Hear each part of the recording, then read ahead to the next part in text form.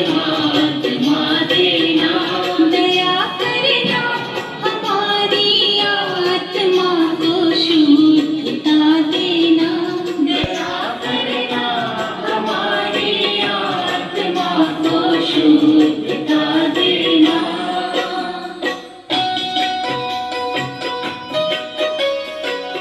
हमारे ध्यान में आओ, प्रभु आँखों में बस जाओ, हमारे ध्यान में आओ, प्रभु आँखों में बस जाओ। धर्म हो सेवा, हमारा धर्म हो सेवा, हमारा धर्म हो सेवा, सदाई मान हो। सभी के अंदर ज्ञान भरा हुआ है और कुछ लोग ऐसे प्रतिभावान होते हैं जो कि विशेष क्षमता वाले होते हैं। लगता है कि यहाँ इनकी वाणी में साक्षात सरस्वती विराजमान है। ऐसे ही हमारे बीच हमारे यूपीएस कोलुआ से संदीप त्रिपाठी जी हमारे बीच उपस्थित हैं। हम चाहेंगे कि आप आएँ और दो शब्द हम सब के बीच कहें। संदीप। संचालक महोदय, आज शिक्षक संकुल बैठक कंपोजिट विद्यालय खेरी के प्रांगण में आहूत की गई है। मंच पर विशिष्टता प्रदान कर रहे हमारे बीच में परम आदरणीय बड़े भाई शिक्षक संकुल प्रमोद कुमार पांडे जी एवं आपके बीच में हमारे बीच जूनियर शिक्षक संघ के अध्यक्ष बड़े भाई चंदेल पृथ्वीदीप सिंह, उपाध्यक्ष श्याम सिंह जी,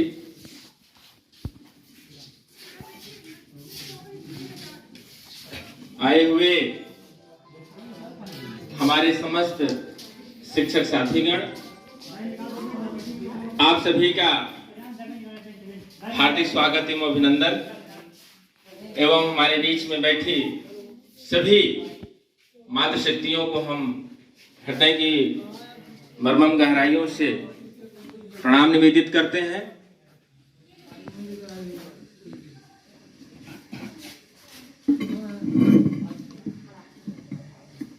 और आज इस सभा में शिक्षक संकुल बैठक का आयोजन किया गया है और इस शिक्षक संकुल बैठक आयोजन के जो प्रमुख जो एजेंडे हैं, हमारे विद्यालय परिवार में आए हुए सभी शिक्षकगणों का विद्यालय परिवार की तरफ से हार्दिक अभिनंदन है। सभी को मेरा नमस्कार।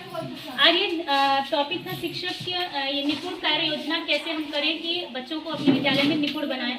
तो सबसे पहले तो ये कि कार्य योजना पहले बना लेनी चाहिए हमें कि किस तरह से हम अपने बच्चों को निपुण बना। तो सबसे पहले तो संदर्शिका जो सरकार की तरफ से हमें दी गई है उसका हम प्रयोग करें और उसके अनुसार उस पर बच्चों को हम कार्य कराएं और उसके साथ साथ उसकी जो हमें कार्य पुस्तिकाएं हैं उस पर हम कार्य करवाएं। कुछ बच्चे जो हैं हमारे जो क्या कहते हैं अपने परिधि से बाहर हैं, जिन बच्चों को अभी कुछ नहीं आ रहा, उनके साथ हम रेमेडियल कार्य के लिए जैसे हम ये 2 अक्षर वाले 3 अक्षर वाले कार्ड्स बना करके हम बच्चों को सिखा सकते हैं, उनको प्रैक्टिस करवा सकते हैं। क्योंकि कुछ बच्चे अभी हमारे ऐसे जो 2 अक्षर 3 अक्षर वाले भी या मात्राओं वाले संख्या नहीं कर रहे हैं, तो उनके लिए अलग अलग कार्ड्स बना करके और जो निपुण कहानियों के द्वारा हम उनको पढ़ा करके निपुण जो बच्चे हैं उनको करा सकते हैं। गिनती के ज्ञान के लिए कुछ बच्चों को गिनती का ज्ञान नहीं है, तो बड़े बड़े चार्ट की अपेक्षा छोटे छोटे कार्ड्स बना करके या इस तरह से बना करके बच्चों को हम गिनती का प्रैक्टिस करवा सकते हैं। और सबसे बड़ी बात कि बच्चों की उपस्थिति पर हमें विशेष ध्यान देना है कि बच्चे उपस्थित हों तभी कुछ पढ़ पाएंगे, तभी वो आगे निपुण बन पाएंगे। तो कुछ बच्चों को जैसे हम पर्सनली उनके गार्जियन से संपर्क करके हम बच्चों को मोटिवेट कर सकते हैं, गार्जियन को, कि वो विद्यालय में बच्चे समय समय पे अपना उपस्थित रहें ताकि जो पढ़े वो आगे तक हम उनको पहुंचा सकें। विद्यालयों को निपुण बनाना है, निपुण बनाने हेतु समय सारणी आई थी। कुछ विद्यालय हमारे अक्टूबर में निपुण बनेंगे, और कुछ जो है दिसंबर में है, कुछ फरवरी में है। तो जिस विद्यालय को जब निपुण बनना है, सब लोग देख लिए होंगे, हिसाब से अपना निपुण कार्य योजना बनाइए और उस पर कार्य करिए। इसके बाद समूह चर्चा एवं समाधान पर विचार, इससे संबंधित यह भी पॉइंट था कि निपुण कार्य योजना पर चर्चा हो, अगर इसमें किसी को समस्या हो तो उसके समाधान पर विचार किया जाए। निपुण कार्य योजना बनाने में या निपुण अपने विद्यालय को निपुण बनाने में किसी कोई समस्या हो तो आप यहाँ अपनी बात रख सकते हैं, उस पर विचार किया जाएगा। ये नहीं कि समाधान ही आपको दे दिया जाएगा, विचार किया जाएगा, अगर समाधान संभव है तो उसको साझा किया जाएगा। तो इन्हीं सबसे संबंधित चुनौतियों पर चर्चा करेंगे हमारे शिक्षक संकुल अशोक अब्दहरी सर। विद्यालय को निपुण बनाने के लिए हमारे पास एक कार्य योजना होनी चाहिए जो विद्यालय में हो, और विद्यालय के साथ साथ प्रत्येक कक्षा की अलग अलग, ताकि हम उस पर कार्य करके बच्चों के साथ अच्छा सा अच्छा कार्य करके और जल्दी से जल्दी, क्योंकि हमारा स्कूल निपुण कब होना ये एक टाइम टेबल आ चुका है सबके लिए। किसी का सर ने बताया, किसी का फरवरी में होना है, किसी का दिसंबर, किसी का अक्टूबर में। 3 स्थितियां सबके लिए हैं। तो जिसका जो हो लिस्ट आई थी अपने हिसाब से, उसी हिसाब से हमको करना है। कार्य योजना पे कार्य करते हुए कार्य योजना हमको बनानी है विद्यालय की, कक्षा की, और उसके साथ साथ सबसे जरूरी है हम बच्चे की पहचान करें। पहचान हम उसका आकलन करेंगे, आकलन के साथ साथ हम उसकी एक कैटेगरी समूह उसका निर्धारण करें, ए और बी। उसी कैटेगरी के अनुसार कार्य करते हुए बच्चे को निपुण बनाने के लिए जो भी कठिनाइयाँ आ रही हैं उन्हें हम विभिन्न माध्यमों से उसका निदान करते हुए, जो भी कठिनाई उसको अगर अक्षर पहचानने में आ रहे हैं तो अक्षर कार्ड से, अंग पहचानने में आ रही है तो अंग कार्ड से, या अगर वो शब्द या मात्रा नहीं जान पाता तो छोटे छोटे शब्द पैराग्राफ हम लिख के, बोल के, उससे पढ़ा के। नहीं पढ़ पा रहे जो कहानियां हमारे पास हैं, बहुत सी कहानियां निपुण में हैं, उसको आप लिख लीजिए। लिखने के बाद बच्चे को उंगली रखा के 1 बार 2 बार 3 बार पढ़ने के बाद उसको याद होता है तो अक्षर वो याद करता जाएगा, उसी से मात्रा भी वो पढ़ता जाएगा। अलावा हम कुछ कर सकते हैं, क्योंकि देखिए अध्यापक जो है स्वयं में सृजन करता है, उसके पास असीम ताकत है, वो कुछ न कुछ उसके अंदर है, वो पहचान नहीं पा रहा है। तो आप लोग अपनी खुद की प्रतिभा और क्षमता को पहचानिए और बच्चे के ऊपर आप लोग अधिक से अधिक ध्यान देते हुए। हमारे पास सबसे बड़ी चुनौती इस समय है उपस्थिति। प्रायः देखा गया है कि हमारे यहाँ जिस परिवेश से बच्चे आते हैं उपस्थिति की बहुत समस्या है। उसके लिए हम सबके पास गार्जियन के नंबर सबके पास उपलब्ध हैं। तो एक बार अगर सप्ताह में 1 बार भी अगर आप फ़ोन कर देंगे तो गार्जियन के मन में ये होगा कि मास्टर साहब स्कूल से फ़ोन करते हैं, लड़कों को भेज देंगे। अब बैलेंस के लिए जो भी चुनौती होती हैं, अगर आपको एकेडमिक मिलती हैं तो आप यहाँ आके अपनी जो भी अगर समस्याएं हैं उन पे चर्चा यहाँ हो सकती है और उसका निदान भी हो सकता है। क्योंकि हम और आप किसी भी चीज़ को अगर आपस में मिल के बात करेंगे तो इसी संकुल बैठक इसीलिए होती है कि जो भी समस्याएं आ रही हो, समस्याओं का निदान हमको कहाँ मिलेगा, यहीं मिलेगा। तो अगर किसी कोई समस्या हो तो बताएं। धन्यवाद सर। यहाँ उपस्थित सभी लोग से मेरा नमस्ते प्रणाम। मुझे टॉपिक मिला था प्रिंट सामग्री पे चर्चा करने के लिए, तो मैंने बनाया है। तो जो हम लोगों को सामग्रियाँ मिली हैं करीब उसमें 102 पेपर मिले हैं, और उसमें से है दीवार पे चस्पा करने के लिए और अलमारी में रखने के लिए। सबका अलग अलग हमारे पास जो जैसे जहाँ लगाना है, जितना रखना है वो सब हम बनाए हैं, उसको लिख लिए हैं।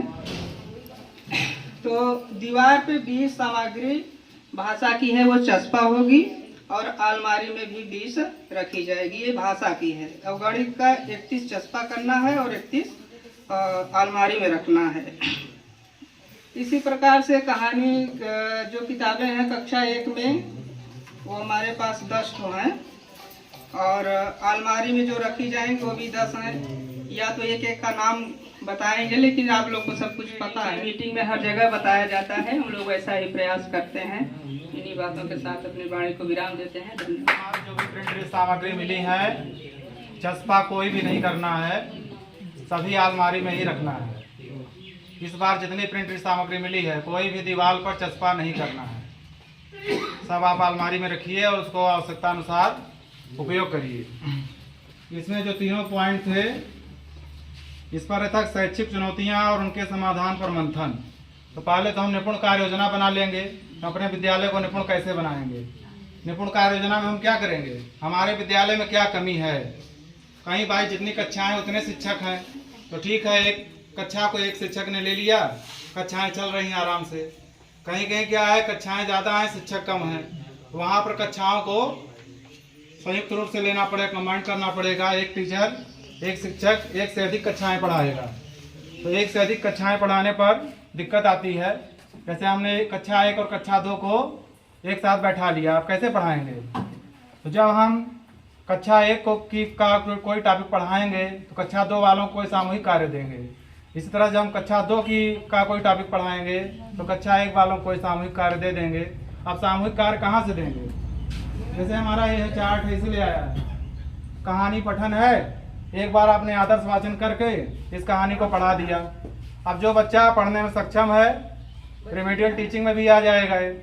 जो बच्चा पढ़ने में सक्षम है उसको दे दीजिए, वो दे करके इसको पढ़ेगा। जो थोड़ा कम पढ़ पाता है उसको कहानी वाला चार्ट दीजिए, वो कविता वाला चार्ट दीजिए। कविता बच्चे पढ़ना ज़्यादा पसंद करते हैं। कविता छोटी है और एक बार गाकर सुना देंगे तो आधे से ज़्यादा उनको याद हो जाएगी। तो इस तरह से कविता चार्ट, कहानी चार्ट बच्चे की पहुंच तक रहे, ऐसे रख दीजिए, बच्चा पढ़े। अब दीवार में चिपकाने वाला नियम लगभग समाप्त है। इसके बाद और बच्चा अगर कविता भी पढ़ ले रहा है और कहानी भी पढ़ ले रहा है, तब आप उसको चित्र चार्ट दीजिए। वो अपने से सोचे और इस चित्र के बारे में कुछ 2 लाइन 4 लाइन लिखे, अपने से लिखे। अभी तो लिखा हुआ पढ़ रहा था, फिर अपने से जब लिखेगा अपने कॉपी में तो आप उसकी वर्तनी पर, पाई मात्रा पर भी ध्यान दे पाएंगे। इस तरह करते हुए हम बच्चे का जो भी ग्रेड है उसको वहाँ से आगे बढ़ा सकते हैं। जो लोग अभी बीआरसी जो ट्रेनिंग चल रही है, जो लोग ट्रेनिंग ले चुके हैं, वहाँ पर इन्हीं सब चीज़ों के बारे में बताया जा रहा है, वो जानते होंगे। और बाकी जो लोग नहीं लिए हैं, अभी लगेंगे तो जाएंगे वहाँ देखेंगे। जो भी हमें नवीन पुस्तिकाएं मिली हैं कक्षा 1 और 2 में, उनके बारे में बताया जा रहा है वहाँ पर कैसे शिक्षण कार्य करने हैं। इसके बाद बेस्ट प्रैक्टिसेस। कुछ विद्यालय या एक हर विद्यालय में कोई न कोई शिक्षक होते हैं जो कि कुछ विशेष मेहनत करते हैं। मेहनत तो सभी करते हैं, सब समय से आ रहे हैं, समय से जा रहे हैं, अपना कार्य कर रहे हैं। लेकिन कुछ लोग विशिष्ट होते हैं, वो अपने अध्यापन कार्य के साथ साथ कुछ ऐसा करते हैं कि वो कार्य अलग दिखता है। तो उन्हीं अनुभवों को साझा करना है। भाषा में शिक्षक संदर्शिका आधारित शिक्षण योजना पर चर्चा, इस पर अपने विचार रखेंगे शिक्षक संकुल श्रीमती गीता रानी मैडम। जैसे कि प्रभु सर ने बताया है कि कोई भी विद्यालय में काम करने से पहले या अपने स्कूल के बच्चों को निपुण बनाने के लिए हमें कार्य योजना बनानी पड़ती है। किसी भी कार्य को सफल करने के लिए हमें प्लानिंग करनी पड़ती है कि उसमें क्या क्या कमियां हैं, उसको हम कैसे पूरा करेंगे। तो जैसे कि हमारे भी स्कूल में दिया गया कि हम सभी को अपने स्कूल में कार्य योजना बनानी है, तो हमने भी ऐसे अपने स्कूल में बनाए हुए हैं, थोड़ा अच्छे कलरफुल कलर करके थोड़ा सा, कि हमने निपुण बनाना है, विद्यालय बनाना है, उसके बाद ब्लॉक, फिर जिला, फिर प्रदेश, ये बनेगा। फिर उसके संकल्प भी हमको लेना है, और फिर इसमें हमने भाषा और इसके लक्ष्य लिखे हैं। छात्र संख्या आपके विद्यालय में, हमारे विद्यालय में कितने बच्चों की छात्र संख्या है, ये सब पूरा, बालक बालिका का, अध्यापकों का विवरण पूरा जो भी आएगा चेक करने, तो आपका स्कूल ये देखेगा कार्य योजना, तो वो देख के ही आपके स्कूल की पूरी स्थिति जान जाएगा कि आपके स्कूल में क्या हो रहा है। फिर हमारे कालांश का विवरण इसमें दिया गया है, और कार्य विभाजन, सारे अध्यापकों का इसमें कार्य विभाजन दिया गया है, कक्षा विभाजन दिया गया है। फिर अध्यापक और कक्षा संचालन करने के दायित्व की, हर टीचर का क्या दायित्व है, वो अपना अपना कार्य करेंगे, निभाएंगे स्कूल में। फिर इसके बाद हमें निपुण लक्ष्य प्राप्ति करने के लिए क्या क्या सामग्रियाँ विद्यालय में मिली हैं। बीआरसी से हमें बहुत सी आधारशिला संदर्शिका मिली है, पाठ्य पुस्तिका मिली है, वर्क बुक मिली है, सहज पुस्तिका मिली है, बिग बुक मिली है, प्रिंट जो चार्ट है, ये सब कहानियाँ, किताबें, बिग बुक, ये सब मिला हुआ है हमको, और मैथ किट भी मिला हुआ है, ये सारी मिली है। फिर हमको बच्चों का आकलन करना है, कि निर्धारण करना है कि किस स्तर के बच्चे हैं, उस स्तर के अनुसार कमजोर वर्ग के बच्चों को अलग समूह में रखना है, तेज वर्ग के बच्चों को अलग समूह में रखना है। और इसी तरह पूरा हमारा ये कार्य योजना बनाना है। इसके बाद हमने बच्चों को पढ़ाने के लिए ग्रिड बनाया है कि कक्षा 1 में बच्चे हैं, उनको वर्ण की भी पहचान है, जो अभी इनका नामांकन हुआ है तो उनको ना वर्ण की पहचान है ना कुछ अक्षर की पहचान है, तो हमने उनके लिए आ की मात्रा से शुरू किया। तो ये ग्रिड है, एक एक अक्षर पहले बच्चा क पढ़ेगा तो उसको वर्ण की भी पहचान होगी और उसमें मात्रा लगाना सीखे, क का ऐसे करके वो पढ़ेगा। इसी तरह हमने सारी मात्राओं का इसमें करके बनाया है, जैसे ये छोटी बड़ी की ऊ की मात्रा, तो ये मिलाएगा, मिलाने के बाद उसको हम नीचे देंगे, इसमें ऊ की मात्रा पे गोला लगाओ, तो वो जहाँ जहाँ पे ऊ की मात्रा होगा उसमें वो गोला लगाएगा और उसमें ढूंढेगा ताव कहाँ है, आ की मात्रा कहाँ है, उसमें हम उसको पहचान कराते हैं। इसी तरह उसको पूरा ये हमने मात्राओं की पहचान किया। फिर इसके बाद हम उसको वाक्य पठन पे ले आते हैं, 2 अक्षर वाले वाक्य पठन, फिर हम आ की मात्रा वाले वाक्य पठन कराते हैं। इसी तरह हमने पूरी मात्राओं को उनको वाक्य पठन का भी अभ्यास कराया है, तो धीरे धीरे बच्चे मिला के पूरा पढ़ने लगते हैं। बस इतना। सबको नमस्ते। मेरा गणित में हम लोग बच्चों को जब हम लोग पढ़ाते हैं तो एक संख्या पट्टी शब्द होता है ना, तो संख्या पट्टी लगता है आखिर क्या होगा, तो संख्या पट्टी कुछ नहीं, जैसे हमारी चटाई होती है, पट्टी होती है, उसमें जो है हमारी जो है लंबाई कम और चौड़ाई ज्यादा, हम लोग पट्टी बना लेते हैं। जैसे हमने ये बना ली पट्टी, ये हमारी संख्या पट्टी है, ठीक है।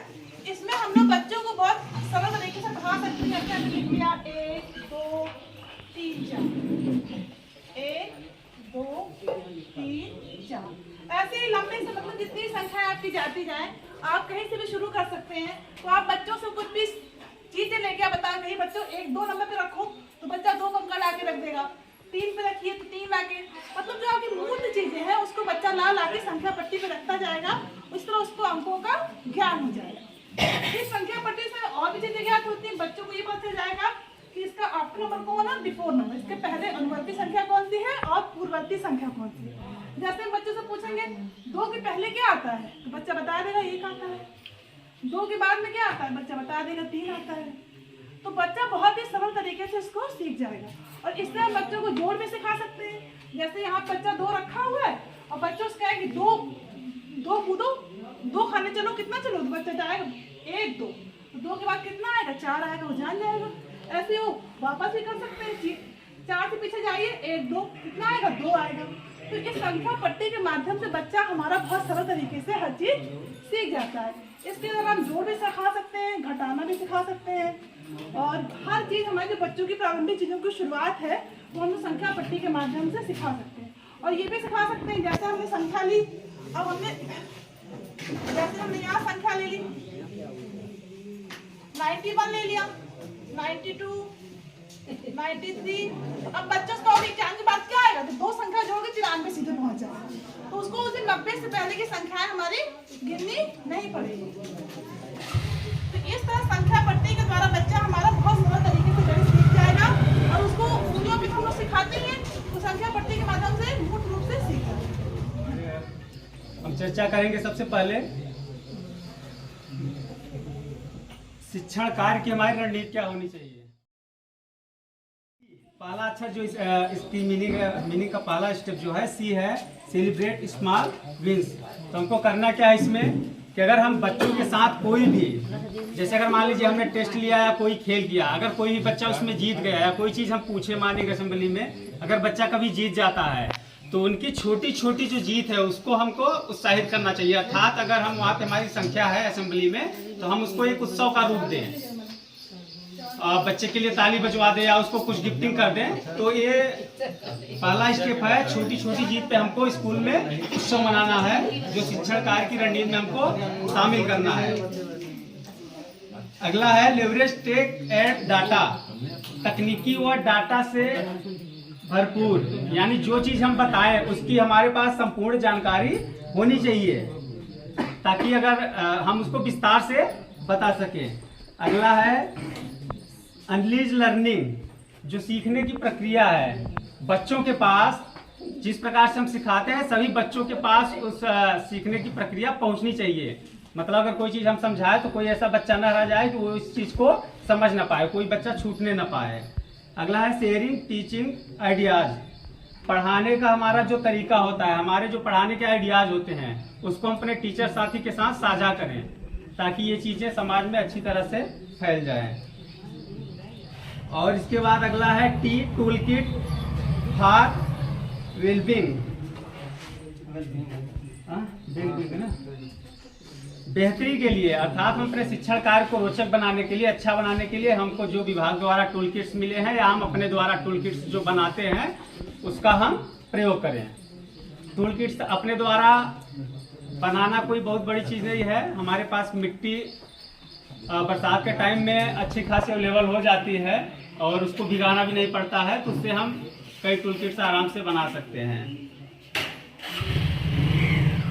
इसके बाद एनर्जिंग द इकोसिस्टम, परिवेश को, हमारा जो परिवेश है उसको हमेशा ऊर्जावान बनाना, कहीं पे कोई उदासीनता ना आए, बच्चे ऐसा ना लगे कि कहाँ हम आके फंस गए हैं, पूरी तरह से हमेशा ऊर्जावान रहें। एक और है reflecting from time to time, हम उसको बार बार वही चीज़ बीच बीच में हम प्रतिबिंब की तरह बच्चों को दिखाते रहें। तो हमारे शिक्षण कार्य की जो रणनीति थी क्लस्टर पर आधारित थी, इसको अगर हम लेके चले तो शायद हमारा आइडिया जल्दी फेल नहीं होगा। और इसके बाद सर्वाधिक उपस्थिति के लिए हमने जो आइडियाज यहाँ पे किए हैं, अपनाए हैं, उसमें स्थिति अच्छी थी। तो उसमें सबसे पहले सुबह की शुरुआत जैसे हम प्रार्थना से करते हैं, तो प्रार्थना में हम प्रतिदिन प्रार्थना के बाद कोई न कोई बच्चों के साथ एक्टिविटी जरूर करें। उस एक्टिविटी में बच्चे का एक प्रकार से पूरी तरह से योग हो जाएगा। और हमारे साथ कुछ शिक्षक साथी जुड़े भी हैं, तो हम प्रतिदिन एक योग का पोस्टर भी बेचते हैं, तो उससे भी आप अपने विद्यालय में लागू कर सकते हैं। एक योग आप 1 मिनट से ज़्यादा या कम में ही करा सकते हैं, बहुत ज़्यादा टाइम नहीं लगता है उसमें। इसके बाद सामान्य ज्ञान की जानकारी, छोटी छोटी बहुत सी चीज़ें हैं जो बच्चे नहीं जानते हैं, और हम अपने परिवेश को ही ले लें तो संज्ञा सर्वनाम हिंदी में जैसे हम ले लें, संज्ञा सर्वनाम क्रिया क्रिया विशेषण, ये सब हम आसानी से बता सकते हैं उनको अपने परिवेश में, परिवेश के मतलब परिवेश से संबंध रखते हुए, परिवेश के बारे में बताते हुए उनको आसानी से बताएं, बच्चे आसानी से सीख जाएंगे। और इसके बाद उनको छोटी छोटी चीज़ों की सब्जेक्टिव जानकारी भी दे दें। सब्जेक्टिव मतलब जैसे विज्ञान है, अंग्रेजी है, इसके बाद गणित में है, तो बहुत सी छोटी छोटी ऐसी चीज़ें हैं जो हम बच्चों को बता सकते हैं। इसके बाद हम क्लास जैसे पढ़ाते हैं, मान लीजिए कभी या तो एक सैटरडे का टाइम ले लीजिए, या तो कोई टाइम ऐसा जैसे हमने कोई टॉपिक पढ़ा और हमारा टॉपिक खत्म हो गया जल्दी और बच्चे जल्दी समझ गए, उनको हम छोटा सा एक गेम करा सकते हैं और उस गेम में टाइम नहीं लगेगा। एक गेम हम यहाँ पे डेमो कराएंगे, डेमो के बाद हम अपना टॉपिक आगे जारी रखेंगे। तो डेमो के लिए हमको 2 साथी चाहिए। यहाँ पे ब्लैक बोर्ड की अनुपलब्धता के कारण हमने 2 पेपर में इसी प्रकार के खाने बनाए हैं। ये आपके पास नहीं रहेगा, ये आपसे दूर रहेगा, आपको जाके देखना है कौन किस क्रम पे है और आके यहाँ पे बनाना है। जो भी आपकी सब्जेक्टिव चीजें हैं सभी रख सकते हैं। आपने यहाँ क रख दिया, यहाँ पे च रख दिया, यहाँ पे प रख दिया, यहाँ पे र रख दिया, कोई भी आप रख सकते हैं, कोई दिक्कत नहीं है। ABCD के भी उल्टा पुल्टा क्रम करके आप रख सकते हैं। इसमें करना क्या है कि वहाँ हमने दूर पे रखा हुआ है, इसके बाद बच्चों को 2 मार्कर दे देना है और बच्चे वहाँ जाएंगे, देख के आएंगे और यहाँ इनको 2 बॉक्स मिलेगा, उसी पे इसको क्रम से बनाना होगा। जो पहले आ जाएगा वो विजेता हो जाएगा। कई चक्कर लगा सकते हो। गाड़ी चल रही है, मैम जल्दी आइए। और जल्दी एक लाइन तो याद करिए, बना बना के लेते आइए। अरे भूल गए, जाइए दोबारा जाइए, कई बार जा सकती है। मैम जाइए, रूपा मैडम मैम थोड़ा साइड हो जाइए। कहाँ से खोज लाते हो भाई? अरे हेलो हेलो हेलो, आपने चीटिंग कर रही है।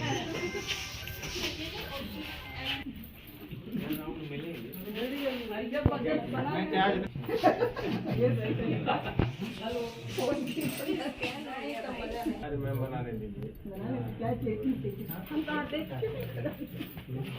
ये 3-0 हो गया है। फिर भी आपकी कक्षा में मान लीजिए मैम विजयी हैं 2-4। मैम के लिए बात ताली बजा दीजिए मैम के लिए। देखिए इस तरह की एक्टिविटी अगर हम अपने कक्षाओं में कराएंगे तो कक्षा रोचक हो जाती है। उसके बाद हम जो भी पढ़ाएं बच्चों को, बच्चे बड़े ध्यान सुनते हैं और समझते हैं। और सबसे ज़रूरी ये है कि हम कक्षा में कुछ करवाना चाह रहे हैं जो बच्चा आगे आ जाए करने के लिए, तो वो बहुत अच्छा होता है। हमें ज़्यादा मेहनत नहीं करनी पड़ती है, बच्चे को तैयार नहीं करना पड़ता है। तो हमारे यहाँ ज्योति मैम और रूपा मैम आकर के इस प्रतियोगिता में भाग ली, इसके लिए आप सबका बहुत बहुत धन्यवाद। और कोई भी एक्टिविटी कराते हैं, एक्टिविटी कराने के बाद अगर बच्चों को पुरस्कार मिल जाता है तो उनका मनोबल और बढ़ जाता है। लेकिन जीतने वाला बच्चा चाहता है कि हारने वाले को इनाम ना मिले लेकिन अगर हारने वाले को भी इनाम मिल जाता है उसका मनोबल बढ़ता है, वो इस इच्छा से प्रतिभा करेगा कि हम जीते या हारे, हमारा इनाम पक्का है। तो इसी को ध्यान में रखते हुए संगदर सर ने प्रतियोगिता के साथ साथ इनाम की भी व्यवस्था की है। हम चाहेंगे कि ज्योति मैम और रूपा मैम आए और अपना इनाम ग्रहण करें और अपने अध्यक्ष जी से अनुरोध करेंगे। अरे बताओ भाई, लाइव में संगत भाई की नाम होगा। हो गया ताली बजा दीजिए। मैं अपने आप में स्वयं एक टीएलएम हूँ। वास्तव में उनके पास ज्ञान का भंडार है और उसको प्रकट करने की क्षमता भी है। उसी प्रकार उसी विद्यालय में कार्यरत ज्योति मैम भी हैं, जिनके पास कोई भी विभागीय किसी भी प्रकार की योजना आती है उसके बारे में उनके पास पर्याप्त सूचना रहती है। गेम कैसा लगा आप लोगों को? जो नहीं खेले उनको कैसा लगा? उससे और ज्यादा अच्छा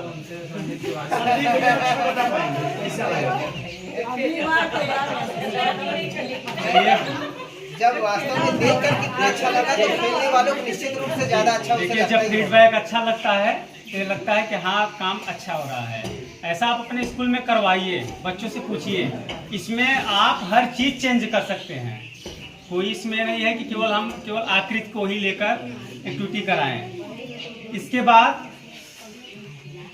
उपस्थिति की चर्चा हम कर रहे थे। अगर इस प्रकार से अगर एक्टिविटियाँ होती रहे विद्यालय में तो शायद है कि बच्चा कभी गैप करे। अगर ये पर डे होती रहे उसके मन में एक चीज़ हो जाएगा कि हमको पर डे कुछ न कुछ मिलेगा, चाहे जीते चाहे हारे। और इसके साथ हम उपस्थिति के लिए सबसे बड़ा अहम रोल देते हैं खेल को। खेल के लिए लास्ट टाइम में आप बच्चों को जरूर खेल के लिए उनको छोड़ें और उनके खेल में सम्मिलित भी हों। और साप्ताहिक टेस्ट कराइए, आप सब्जेक्टिव टेस्ट कराइए। जो हम पढ़ा रहे हैं 5 दिन हमने क्या पढ़ाया, 6वें दिन हमको टेस्ट करना है, वही चीज़ करिए। फर्स्ट सेकेंड थर्ड को पुरस्कार लेयर तक ले जाइए। जो बच्चे इस श्रेणी में आते हैं तो उनको वहाँ पुरस्कृत करिए। इसके बाद प्रतियोगी परीक्षाओं की जानकारी। अगर बच्चा कक्षा 3 में है, वहाँ अगर आप सप्ताह में केवल 1 दिन आप उनको अगर प्रतियोगी परीक्षाओं के बारे में अगर जानकारी और उसके लाभ अगर आप बताएं, केवल सप्ताह में आपको 1 दिन टाइम देना है। और इस प्रकार से आप ज़्यादा नहीं, 2 महीने बाद आप उस बच्चे के अंदर अलग सा परिवर्तन देखेंगे। हमने ये चीज़ किया हुआ है, इसलिए हम आपसे साझा कर रहे हैं ये बातें। इसके बाद उनका व्यवहार में हमको चेंजेस करना है। हम अपने व्यवहार को बदलेंगे तभी बच्चे हमारे व्यवहार के साथ अपना विचार परिवर्तन करेंगे। और हम जितना उनको अच्छी चीज़ें बताएंगे वही अच्छी चीज़ें वो फॉलो करके विद्यालय में हमको दिखाएंगे भी। इसके बाद अगले चैप्टर में टॉपिक पर शिक्षण में नवाचार लाने के लिए हमको करना क्या है, नई रोचक तकनीकियों का प्रयोग करना है।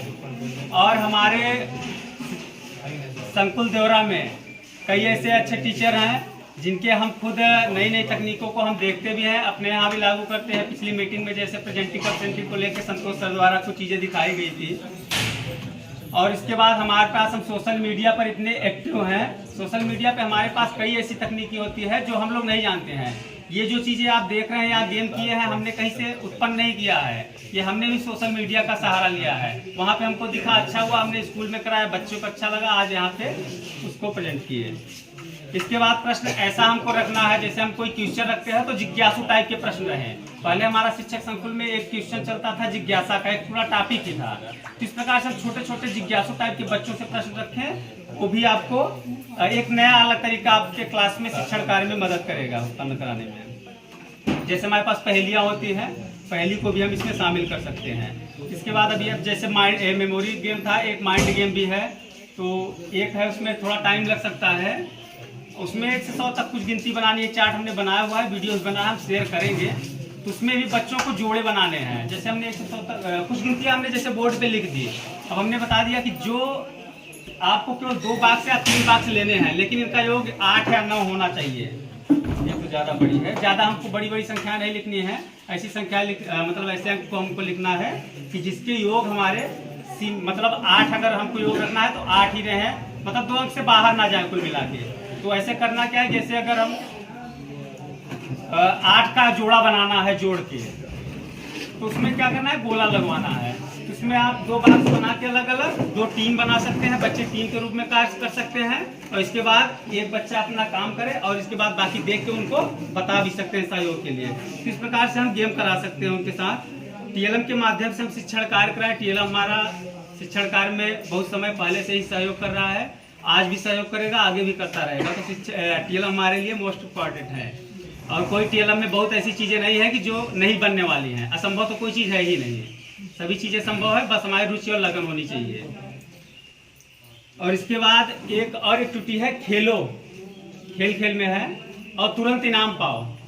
तो कुछ उसमें है, जैसे मान लीजिए एक हमने बाटल रख दिया, बाटल के ऊपर एक प्लास्टिक का गेंद रख दिया। ये आप लोगों ने शायद देखा होगा इसको।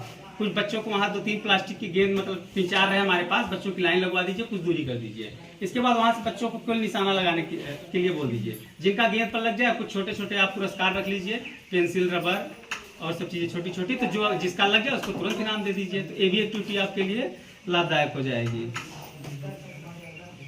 इसके बाद सफल अनुभव, तीसरे टॉपिक में था सफल अनुभव मेरा क्या रहा। तो उसमें मैं शिक्षण कार्य के प्रति बात करूं तो सबसे पहले मुझे प्राथमिक में मैं गणित पढ़ाता था। गणित से थोड़ी रुचि थी छोटे क्लासों में। तो एक बैच मुझे ऐसा भी मिला कि जिसमें बच्चे बहुत अच्छे थे। तो उसमें हमारी गणित 1 साल में 3 बार रिपीट हुई। एक बार पढ़ाया पूरा हो गया, दोबारा पढ़ाया पूरा हो गया, तीसरी बार पढ़ा वो भी पूरी हो गई। और जो बच्चे थे आज यहाँ पे घर पे नहीं पढ़ रहे हैं, वो सभी बच्चे अच्छे स्कूल में पढ़ रहे हैं। मतलब उनके माता पिता ने यहाँ से हटाने के बाद उनको यहाँ रखा ही नहीं। और यहाँ भी पिछले 2 वर्षों में हमने जूनियर में हमको संस्कृत मिला हुआ था, 6, 7, 8 में। पढ़ाने का हमारा नियम तरीका सब वही है। और जहाँ पे अच्छे बच्चे मिल जाते कैच करने वाले, तो वहाँ थोड़ी जिज्ञासा हुई कि अगर हम पढ़ा रहे हैं तो कुछ ऐसी चीज़ें, अनमोल चीज़ें हम अपने पास रखें, ताकि इसको हम बाद में देख के भी एहसास कर सके कि हमने ऐसा अपने बच्चों को पढ़ाया था। और हमारे प्राइमरी और बेसिक में ऐसे बच्चे हमारे यहाँ से निकले हैं। तो लगातार 2 वर्षों में एक बार कक्षा 7 की किताब पूरी तैयार हुई, पूरा वीडियो उसका तैयार है, बच्चे संस्कृत पढ़े, इसके बाद उसका अर्थ बताए हैं। कक्षा 7 की किताब तैयार हुई, इसके बाद कक्षा 8 की भी किताब तैयार हो गई। तो हमारे लिए एक विद्यालय में जो एक सफल अनुभव था, हमने ये चीज़ किया, बच्चों को प्रेरित किया, बच्चे मन लगाए, और इसके बाद ये चीज़ तब जाके संभव हो चुका है। क्योंकि हम पढ़ाने को पढ़ा सकते हैं, लेकिन बच्चे के दिमाग में नहीं घुस सकते हैं। हम केवल उनको मोटिवेट कर सकते हैं, बच्चे आगे आएंगे, इसके बाद वो सफलता पा जाएंगे वहाँ पे। इसके बाद दूसरा हमने प्रयोग किया प्रतियोगी परीक्षा की तैयारी को लेकर। सबसे पहले हमने शुरू केवल किया तो उस समय हमारे यहाँ केवल एक बच्ची थी जो पढ़ने में हमको काफ़ी तेज़ लगी। तो हमने उससे बात किया, उसके मतलब पिताजी से बात किया। हम कहा कि बच्ची को भरवाइए, काफ़ी तेज़ है, हो सकता है कि ये पास हो जाए। पास हो जाएगी तो इसको 4 साल लगातार छात्रवृत्ति मिलेगी। उन्होंने हालांकि ऐसा किया। इसके बाद बच्ची को इलाहाबाद परीक्षा भी दिलाए, अकेली बच्ची फॉर्म भरी थी और उम्मीद थी हमको हो जाएगा, क्योंकि उस समय बच्चों ने ज़्यादा अपने प्रयागराज में ज़्यादा फॉर्म नहीं भरे थे, 2800 फॉर्म पड़े थे पहली साल। तो बट वो 4 नंबर से उसका डिस्टर्ब हो गया। 54 नंबर पाई थी, 59 नंबर रैंक गया था, एससी कास्ट में थी।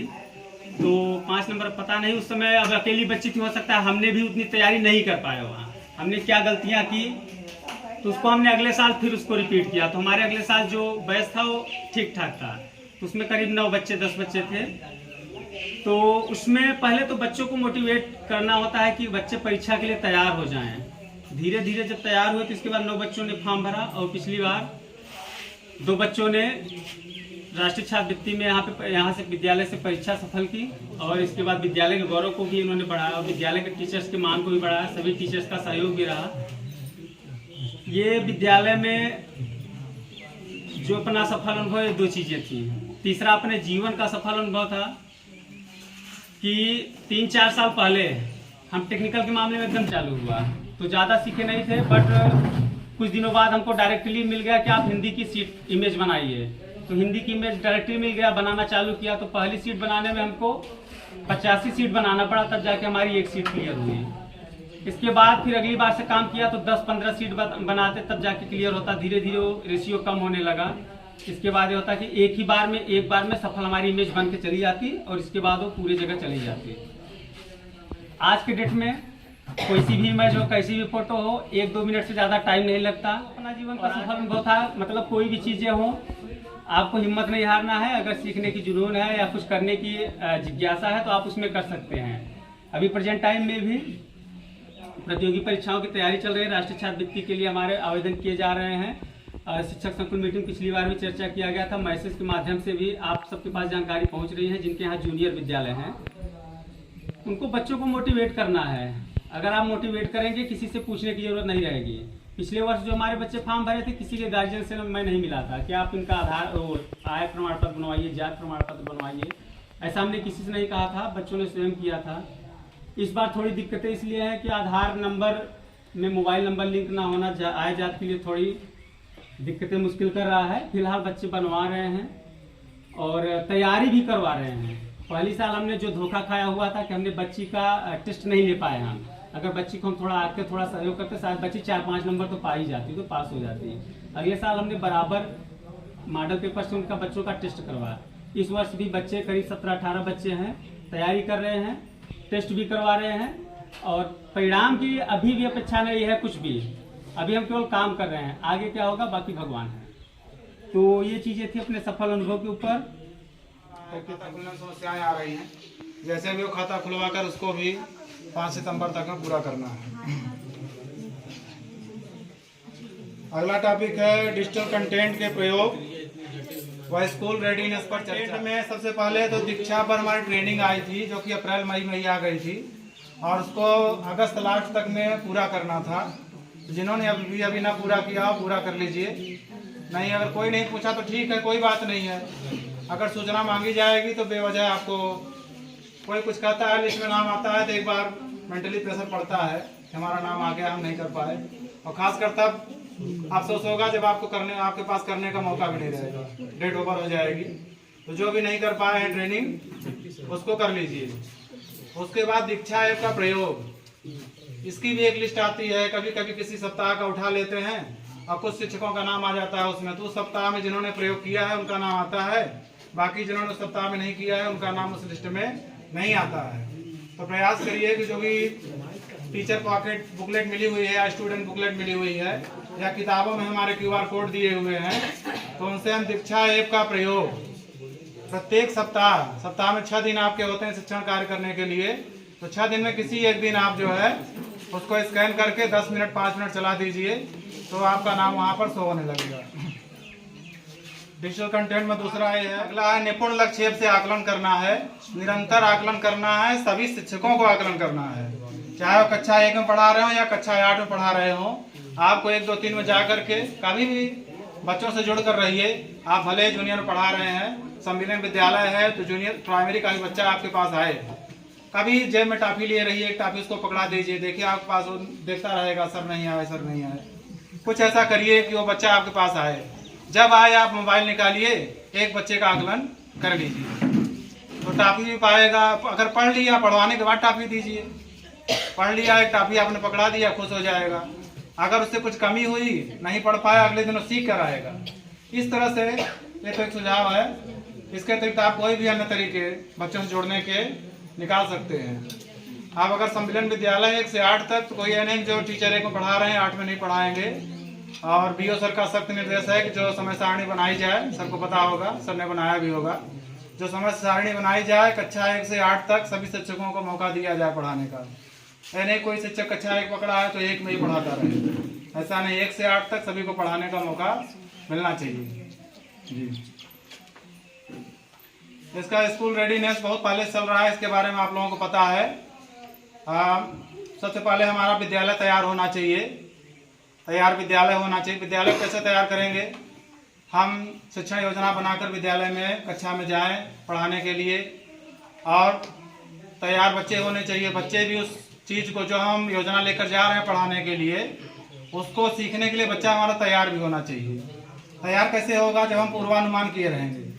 पूर्वानुमान करके हम शिक्षण योजना बनाएंगे और उसके बाद जब हम पढ़ाने जाएंगे तो उस चीज़ को बच्चा सीखने के लिए तैयार रहेगा। तैयार अभिभावक भी होने चाहिए। जो भी हम एक्टिविटी करा रहे हैं, बच्चों का समूह बना हुआ है, उसको साझा करिए। जो मासिक बैठक होती है अभिभावकों की या एसएमसी की, उसमें जो बच्चे अच्छा कार्य कर रहे हैं उनको पुरस्कृत करिए। जो बच्चे थोड़ा कमज़ोर हो रहे हैं, नहीं मेहनत कर पा रहे हैं या नहीं आ रहे हैं, उनके अभिभावकों से विशेष अपील करिए कि उनको विद्यालय भेजें और घर पर भी उनके ऊपर ध्यान दें। यही है। इसके बाद है eco club for mission life. Eco club for mission life चला है, अभी वृक्षारोपण हुआ है। एक वृक्ष माँ के नाम है ना, एक पेड़ माँ के नाम, एक पेड़ माँ के नाम हुआ है। इस पर अपने विचार रखेंगी श्रीमती रामलली मैडम। इसकी उपयोगिता पर चर्चा करेंगी श्रीमती ज्योति शुक्ला मैडम। आइए। लोगों का प्रशिक्षण होता है इसलिए कि हम अपने दिन प्रतिदिन शिक्षण विधियों में कैसे सुधार लाएं। हम अपने दिन प्रतिदिन की शिक्षण विधियों में कैसे हम सुधार ला सकते हैं, इसके लिए हम समय समय पे हमें प्रशिक्षण दिया जाता है। और प्रशिक्षण की सबसे बड़ी उपयोगिता ये है कि जैसे हम शुरू से ही सीखते आ रहे हैं, शुरू से ही हमारा ध्यान किस पे है? सु बो पली, यानी सुनना, बोलना, पढ़ना, उसके बाद लिखना। सुनना, बोलना, पढ़ना, सबसे लास्ट में लिखना। तो सुनने का मतलब ये है कि जब हम प्रशिक्षण में जाते हैं तो जो भी बिंदु हमें बताए जाते हैं, जिस बिंदुओं पर हमें चर्चा परिचर्चा की जाती है, अगर उन बिंदुओं को हम ध्यान से देखें, उनको सुने, पहले सुनने जब हम उसको सुन लेंगे तो हमें बोलना अपने आप आ जाएगा। जब तक हम उसको अच्छे से सुनेंगे नहीं तो हम उसको बोल नहीं पाएंगे।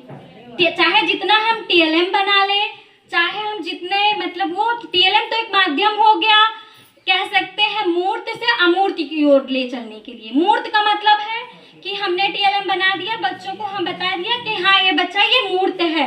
मूर्त का मतलब है इसको देखो, तब अपने दिमाग में धीरे धीरे सोचो और सोच करके अमूर्त की ओर जाओ। तो प्राइमरी लेवल पर तो टीएलएम चल सकता है, बट जब हम बड़ी क्लासेस में पढ़ाते हैं तो बच्चे टीएलएम के माध्यम से उतना नहीं सीख सकते हैं। उनको हम सोचना सिखाएंगे। टीएलएम तो एक माध्यम हो गया कि हाँ मूर्त वस्तुएं हैं, हाँ बेटा ये कक्का किक्की है, ये चित्र ऐसा है, ये क है, या कक्का है, ये किक्की है, ये आ से अनार है, ये आ से आम है, ये इसको हमने चित्र बना दिया। चित्र के माध्यम से हमने समझा दिया कि हाँ एक बड़ी डंडी बनाएंगे, उसमें गोली बनाएंगे, गोली के बाद फिर हम मतलब वो लगाएंगे। तो बच्चे ने सीख लिया कि हाँ ये क होता है। तो इस तरह से जब तक हम टीएलएम का मतलब ये होता है मूर्त से अमूर्त की ओर, तो टीएलएम माध्यम हो गया मूर्त से अमूर्त की ओर ले चलने के लिए। तो प्रशिक्षण इसीलिए समय समय पर आयोजित किया जाता है कि हम मूर्त से अमूर्त की तरफ कैसे चले। इसीलिए विभिन्न तरह के माध्यम, विभिन्न तरह के उदाहरण प्रस्तुत किए जाते हैं, विभिन्न तरह के उदाहरण दिए जाते हैं कि हाँ आप दिन प्रतिदिन कैसे आप सीख सकते हैं, कैसे आप दिन प्रतिदिन अपनी शिक्षण विधियों में सुधार ला सकते हैं। ये माध्यम होता है। और जब सुनेंगे तो उसको बोलेंगे, और जब बोलना आपको आ जाएगा तो आप उसको बच्चों को भी बोलना सिखाएंगे। जब बच्चे बोलना सीख जाएंगे तो पढ़ना वो स्वतः सीख जाएंगे। जब वो पढ़ना स्वतः सीख जाएंगे तो उनको लिखने की विधियां भी हम बता देंगे, और लिखने में बस हम अगर उनको मात्रा पाई, इन सबका ज्ञान अगर हम समझा देंगे तो वो लिखना भी सीख जाएंगे। यानी सबसे बड़ी हमारी उपचारात्मक शिक्षण या प्रशिक्षण का यही मतलब होता है, यही लक्ष्य होता है शिक्षण प्रशिक्षण का, कि हम दिन प्रतिदिन अपने शिक्षण विधियों में कैसे इम्प्रूवमेंट लाएं और हम कैसे ज़्यादा से ज़्यादा बच्चों को इम्प्रूव करें कि हाँ बच्चे कॉन्वेंट से कैसे प्राइमरी की तरफ आकर्षित हों। जो विधियाँ, जो शिक्षण विधियाँ वहाँ कॉन्वेंट में अपनाई जा रही वो भी हमें सिखाई जाती हैं, वो भी हमें समझाई जाती हैं कि हाँ बच्चे जो गरीब घर के बच्चे हैं वो भी इससे पिछड़े ना रहें, मतलब वो भी पिछड़े, मतलब बच्चे वो भी पिछड़े, उसमें भी पिछड़ापन उनमें ना रहे। तो इसीलिए हमारा प्रशिक्षण हमेशा करवाया जाता है। बस यही होता है। रेमेडियल का मतलब है जब सु बो पली पर हम ध्यान देना शुरू कर देंगे तो रेमेडियल स्वतः हो जाएगा। रेमेडियल का मतलब है जब वो सुनना सीख जाएंगे, बोलना सीख जाएंगे, पढ़ना सीख जाएंगे और लिखना सीख जाएंगे, तब हम उन्हें ये बता देंगे कि हाँ बच्चा ये तुमने इतना सीख लिया है, अब तुम्हें आगे मूर्त से अमूर्त की तरफ चलना है या सरल से कठिन की ओर चलना है। जो हम सरल से कठिन का मतलब ये है, सरल से कठिन की ओर चलना है, यानी पहले धीरे धीरे हम टीएलएम इसलिए अपनाते हैं। टीएलएम एक सरल तरीका होता है कि हाँ सरल तरीके से बच्चे को बताएंगे कि हाँ पहले कई बच्चे चित्र के माध्यम से बहुत अच्छे से सीख जाते हैं और कई बच्चे उनका चित्र में नहीं ध्यान रहता है, वो चित्र नहीं बनाते, वो डायरेक्ट पढ़ना सीख जाते हैं। तो हम पहले चित्र के माध्यम से बच्चों को समझाएंगे, यानी वो सीख गए तो ये उपचारात्मक हो गया। उपचारात्मक का मतलब है उनकी शिक्षण विधियों में दिन प्रतिदिन हम कैसे सुधार लाएं, कैसे उनमें इम्प्रूवमेंट हम ला सकते हैं, इसके लिए समय समय पर प्रशिक्षण हमेशा आयोजित किया जाता है। और प्रशिक्षण का मेन मोटो क्या होता है, मेन उद्देश्य क्या होता है? प्रशिक्षण का मेन उद्देश्य यही होता है कि हम अपने बच्चे में दिन प्रतिदिन कैसे इम्प्रूवमेंट लाएं, कैसे वो सरल से कठिन की ओर बढ़े, कैसे वो मूर्त से अमूर्त की ओर जाएं, बस यही तरीका होता है। इसीलिए हमारा प्रशिक्षण हमेशा आयोजित किया जाता है समय समय पर। हमें यानी हम जो पढ़े हुए हमें स्मृति दिलाने के लिए हमेशा इसीलिए प्रशिक्षण आयोजित किया जाता है। धन्यवाद। हमेशा से चला रहा है, कोई भी मीटिंग ऐसी नहीं है जिसमें 5 पॉइंट टूल किट के बारे में चर्चा न की जाती हो। समय सारणी का अनुपालन, मासिक कार्य का विभाजन। मासिक कार्य का विभाजन का मतलब है आप कोई भी किताब उठाएंगे, किताब में आपके शुरू में ही आपको किस महीने में कितने पाठ तक जाना है, कितने पाठ तक पढ़ाना है, उसमें पाठ और उसका समय दिया हुआ है, उसको आप लोग उसके हिसाब से कार्य करना है। दूसरा है 75% की उपस्थिति में वृद्धि एवं छात्र शिक्षक में आत्मीय संबंध। तो इसके लिए हमको बच्चों के साथ जो हमने टुटिया अभी चर्चा की गई पूरे शिक्षक संकुल बैठक में, उसको हमको विद्यालय में फॉलो अप करने हैं। और तीसरा है शिक्षण अधिगम सामग्री द्वारा कक्षा का संचालन। जो भी चीजें हमको विभाग द्वारा मिली है, शिक्षक संदर्शिका है, प्रिंटेड मटेरियल है, पोस्टर्स है और बाकी जो टीएलएम किट है, विज्ञान किट है, गणित किट है, जूनियर स्तर पे मिले हैं, प्राथमिक स्तर पे, उन सब का हमको शैक्षणिक कार्य में प्रयोग करना है। सामुदायिक सहभागिता एवं अभिभावक के साथ संपर्क, ये सबसे मोस्ट है। इसमें सबसे बड़ा यही है कि हर महीने हमारी पहले बुधवार को एसएमसी की बैठक होती है, उसी में अभिभावक को भी हम शामिल कर सकते हैं। और उनके साथ अगर मान लीजिए कोई हम यहाँ पे कार्यक्रम कराते हैं तो उनको वहाँ हम निमंत्रित कर सकते हैं। और अगला ये तो हमारे 5 पॉइंट टूल किट थे।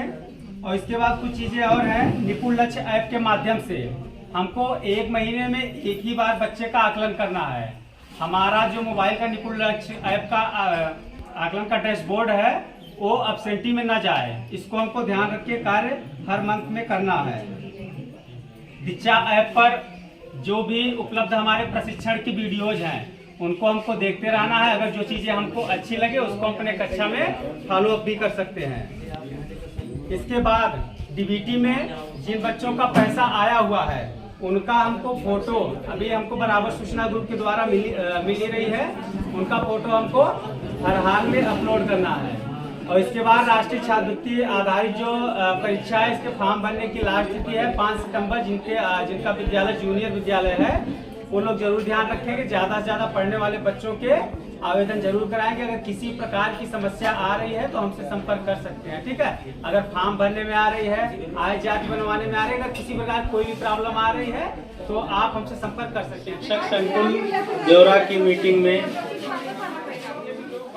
संकुल देवरा के विभिन्न विद्यालयों से आए प्रधान अध्यापक, सभी शिक्षकगण, आप लोगों का विद्यालय की ओर से हम धन्यवाद अदा करते हैं। और यहाँ पे जो भी चर्चाएं हुई हैं शिक्षण को लेकर के, आशा है कि आप लोग अपने विद्यालयों में जाएंगे और इनको वहाँ अप्लाई करके शिक्षण को बेहतर बनाएंगे। पुनः आप सभी का बहुत बहुत धन्यवाद, बहुत बहुत आभार।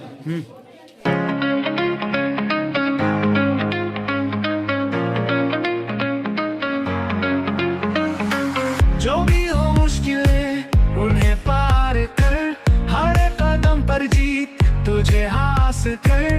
मन में हौसला, दिल में हो जज्बा, आगे बढ़ता चल कर अपने सपनों को सच्चा सच्चा रुकना मत थमना मत सपनों की ओर बढ़ता चल रुकना मत थमना मत अपने हौसलों को पंख दे चल रुकना मत थमना मत सपनों की ओर बढ़ता चल रुकना मत थमना मत अपने हौसलों को पंख दे चल रात चाहे काली हो सुबह जरूर आएगी तेरी मेहनत रंग लाएगी मंजिल पास बुलाएगी जो भी हो रास्ते उनसे लड़ना है जीत अपनी होगी ये दिल से कहना है रुकना मत थमना मत सपनों की ओर बढ़ता चल रुकना मत थमना मत अपने हौसलों को पंख दे चल रुकना मत थमना मत सपनों की ओर बढ़ता चल रुकना मत थमना मत अपने हौसलों को पंख दे चल